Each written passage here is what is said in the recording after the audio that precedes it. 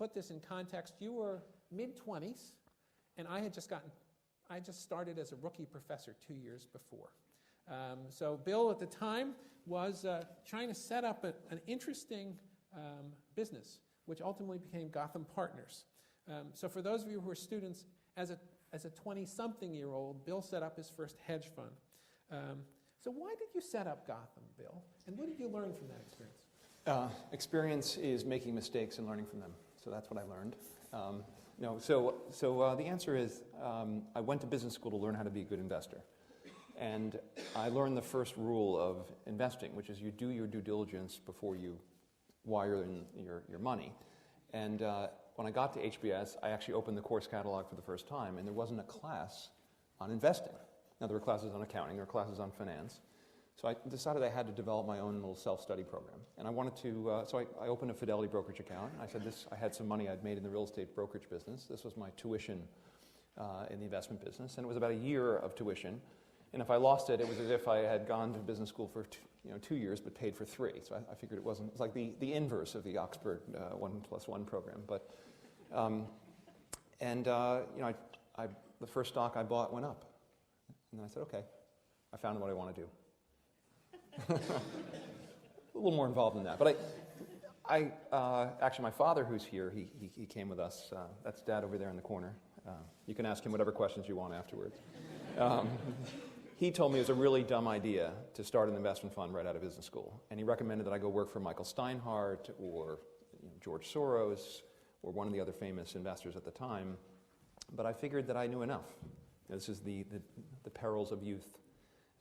But the answer is I was an entrepreneur, and I felt that I wanted to approach investing my own way as opposed to learn from someone else. And it's one of the few things you can really learn on your own. You can learn investing by reading books, by reading annual reports, by having you can have a portfolio and invest $100, and you can learn the business, unlike many other businesses which require a lot more. At least that's what I thought at the time. Okay. So you went far away from just investing in Fidelity type, on a brokerage platform. And Pershing Square has a particular form of investing, which some of our members of the audience may not understand, and it's sometimes called activist investing. So maybe you can just help orient the audience about what exactly does Pershing Square Capital do, what's the general investment style, and why did you set it up that way? So the vast majority of capital invested in the markets today is passive. So if you think of index funds or ETFs or even the big kind of long-only institutions, the vast majority of that capital is by charter passive. Passive means you do your research, or in some cases you don't do the research. You sort of just blindly follow an index and you're judged based on how closely you follow the index.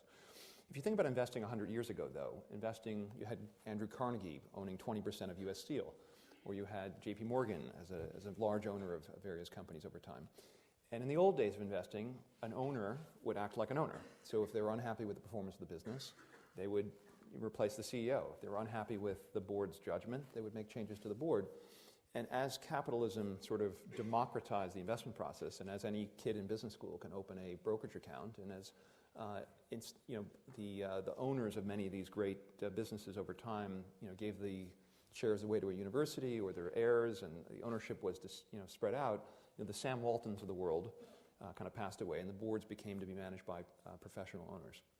And so what we do is we look for situations where a business has lost its way, where an otherwise great company in a business that we would define as one that has significant barriers to entry, that Warren Buffett would describe as having a moat around it, a business that is simple, predictable, generates cash, and we can be confident will be here 50 years from now. A good example is we own a stake in Canadian Pacific, which is a railroad in Canada. And if you think about the railroad business, it's a business where they're not going to build a new one across the street. You can have, absent some fairly dramatic changes in technology, you can be pretty comfortable that goods will be shipped on rail for a very long time to come. So it's a business we can predict. We can think about it from a very long-term perspective.